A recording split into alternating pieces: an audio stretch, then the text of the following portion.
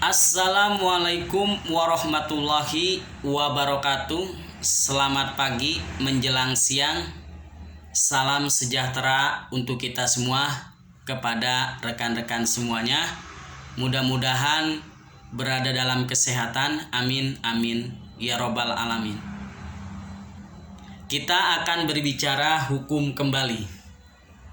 Pada video sebelumnya kita membahas tentang perbedaan hukum perdata dan hukum pidana.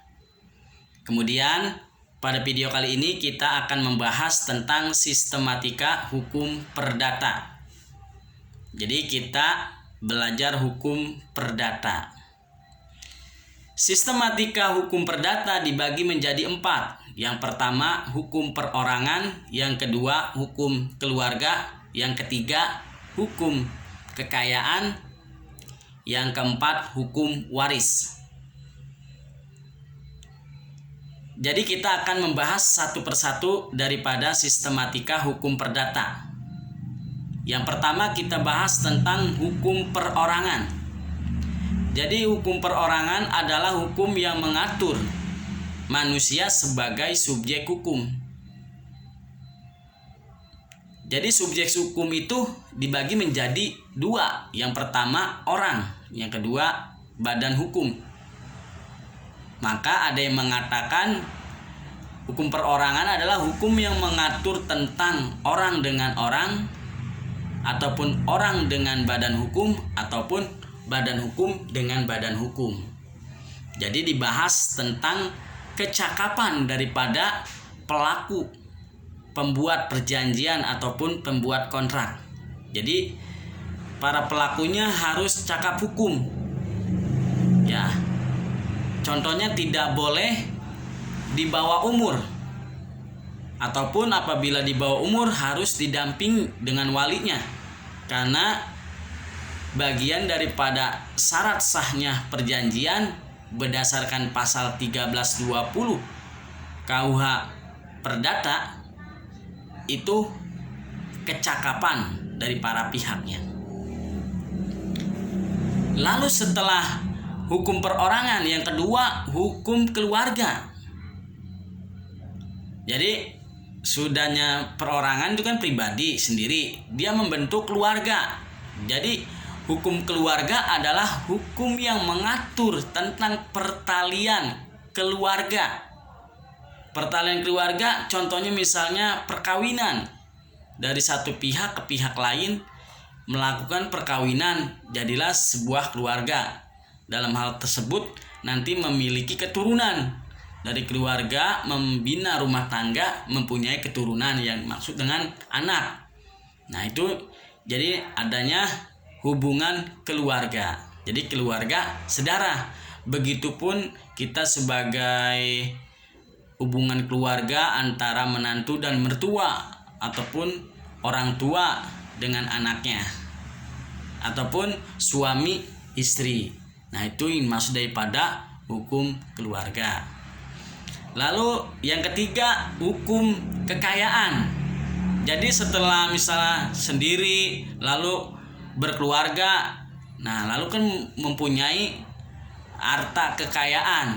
Ini yang dimaksud daripada hukum kekayaan. Jadi hukum kekayaan adalah hukum yang mengatur tentang hubungan antara subjek hukum dengan benda. Benda di sini berarti hartanya.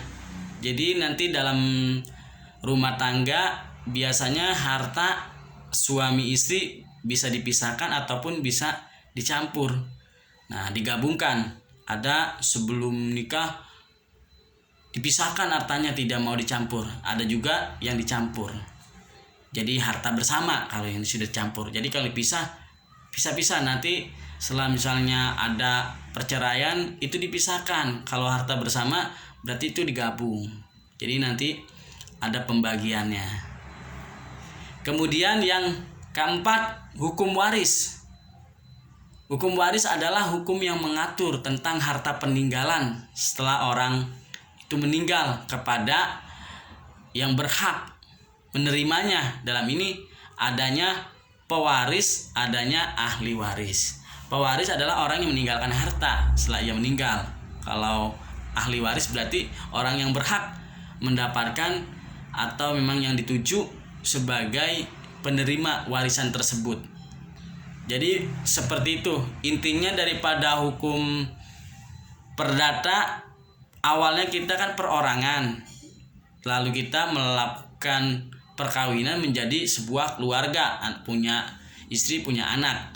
Kemudian setelah itu diatur harta kekayaannya, dari harta bawaan dari pihak istri, dari pihak suami, maunya digabung jadi harta bersama.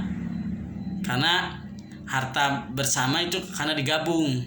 Jadi kan misalnya kita sebelum menikah punya harta, misalnya punya sebuah motor, lalu setelah menikah nanti mempunyai sebuah mobil, karena itu menjadi harta bersama karena didapat setelah adanya perkawinan.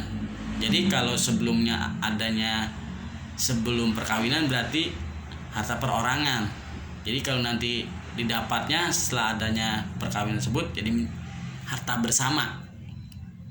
Kemudian nanti kan dari pihak keluarga ada yang meninggal. Nah itu meninggal jatuhnya nanti jadi warisan. Warisan jatuhnya kepada anak ataupun kepada pertalian darah dari mulai dari keluarga terdekat sampai derajat ke-7 itu merupakan ahli waris. Tapi tidak, apabila tidak mempunyai keluarga sama sekali, misalnya istrinya nggak ada ataupun suaminya tidak ada, anaknya tidak ada, kakaknya tidak ada, neneknya nggak ada, ibunya nggak ada, semuanya tidak ada, dia anak sebatang kara mempunyai harta warisan. Jadi nanti apa dia meninggal hartanya dikembalikan kepada negara ataupun bisa diwakafkan kepada misalnya di masjid atau diwakaf di Kementerian Sosial, nanti diatur harta warisan tersebut karena tidak ada ahli warisnya. Jadi kita sampai di situ belajar hukum perdatanya, mudah-mudahan dipahami karena kita menggunakan bahasa sederhana. Jadi tetap semangat belajar hukum dan tetap semangat belajar dan terus belajar. Jadi kita bahas sedikit-sedikit, lama-lama menjadi bukit. Mudah-mudahan apa yang saya sampaikan ada manfaatnya untuk kehidupan kita sehari-hari. Amin, amin ya robbal alamin. Saya tutup dengan assalamualaikum warahmatullahi wabarakatuh. Bye bye.